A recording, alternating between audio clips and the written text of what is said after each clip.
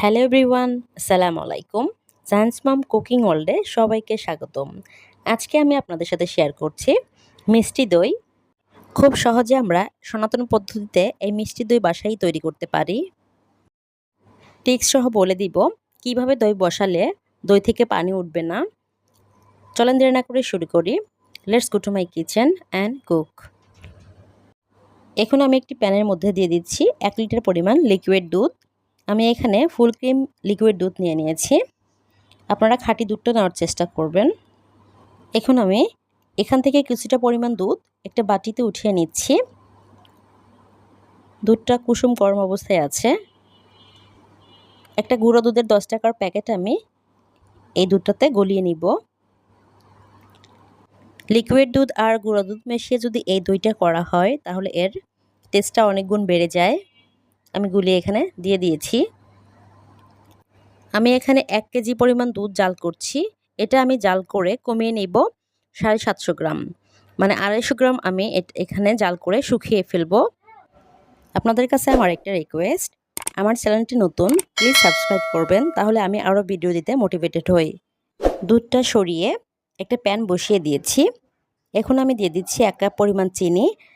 আমি এখন ক্যারামেলটা করে নিব। আপনারা কীরকম চিনি খান সেই অনুযায়ী চিনিটা বাড়িয়ে কমিয়ে নিতে পারেন। এখন আমি চুলার আঁচটা লোতে রেখে ক্যারামেলটা করে নিচ্ছি। চিনিটা গলতে শুরু করেছে। একটি স্প্যাচুলার সাহায্যে আমি আলতো করে নেড়ে দিচ্ছি। ক্যারামেল করা হয়ে গিয়েছে। এখন আমি দুধের মধ্যে ঢেলে দিচ্ছি। এই ক্যারামেলটা আপনারা অনেকক্ষণ ধরে করবেন না, তাহলে পোড়া পোড়া একটা গন্ধ লাগবে দইটা খেতে। দুধের মধ্যে যখন ক্যারামেলটা দেবেন তখন যদি নিচে দলা পেকে যায় বা চিনিটা শক্ত হয়ে যায়, সেই ক্ষেত্রে ভয় পাওয়ার কোনো কারণ নেই। কিছুক্ষণ দুধটা ফুটিয়ে নিলে অটোমেটিক্যালি ক্যারামেলটা গলে যাবে। আমি আরও কিছু সময় এটা জাল করে নিব। এখন চুলাটা অফ করে দিয়ে আমি এটা নামিয়ে নিচ্ছি। আধা ঘন্টা আগে আমি একটি ছাঁকনিতে 1/3 কাপ টক দই নিয়ে পানি ঝরতে দিয়েছিলাম। আপনারা অবশ্যই টক দইটা পানি ঝরিয়ে নেবেন, না হলে পরবর্তীতে দইয়ের মধ্যে পানি উঠবে। এখন আমি একটি হ্যান্ড উইক্সের সাহায্যে টক দইটা ভালোভাবে ফেটিয়ে নিব।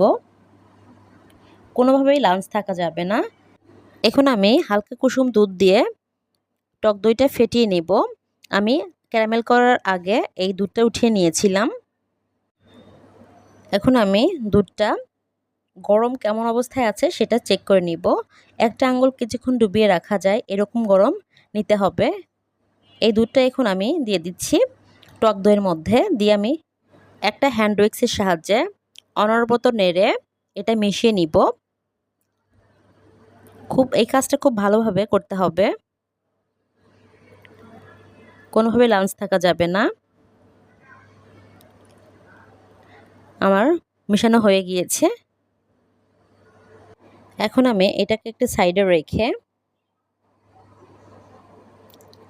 মাটির একটা বোল নিয়েছি। আমি এটাতেই আজকে দইটা বসাবো। এর মধ্যে আমি দিয়ে দিচ্ছি।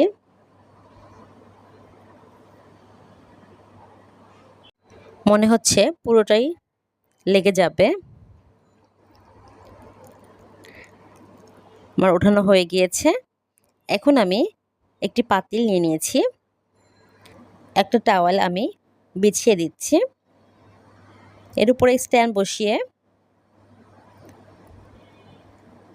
এখন আমি দইটা বসিয়ে দিচ্ছি। আপনারা অবশ্যই এই কাজটা গরম স্থানে করবেন, তাহলে দইটা তাড়াতাড়ি জমবে। আপনারা চুলার পাশেও করতে পারেন। এখন আমি একটি প্লেট দিয়ে ঢেকে দিব। এরপর তাওয়ালটা আমি মুড়িয়ে দিয়েছি। এরপর ঢাকনা দিয়ে ঢেকে দিচ্ছি। তারপর চারপাশে একটা তাওয়াল দিয়ে আটকে ঢেকে দিয়েছি। আমি পরের দিন সকালে ফিরে এসেছি। এখন আমি এটা উঠায় নিচ্ছি। কেমন হয়েছে এখন আমি প্লেটটা উঠিয়ে নিব। দেখেন দই কিন্তু পানি জমেনি। আমি কিছু টাইম ফ্রিজে রেখে দিব। আমি আধা ঘন্টা পর ফ্রিজ থেকে বের করে নিয়েছি। ঠান্ডা ঠান্ডা এই দইটা খেতে অনেক বেশি মজা লাগে। বাইরে থেকে যে আমরা দই কিনে খাই সেই দই কিন্তু সনাতন পদ্ধতিতেই বসানো হয়। আপনারা অবশ্যই একবার বাসায় ট্রাই করবেন।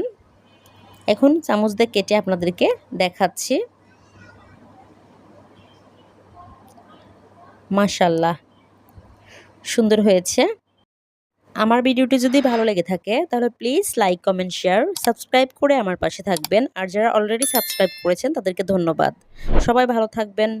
আসসালামু আলাইকুম।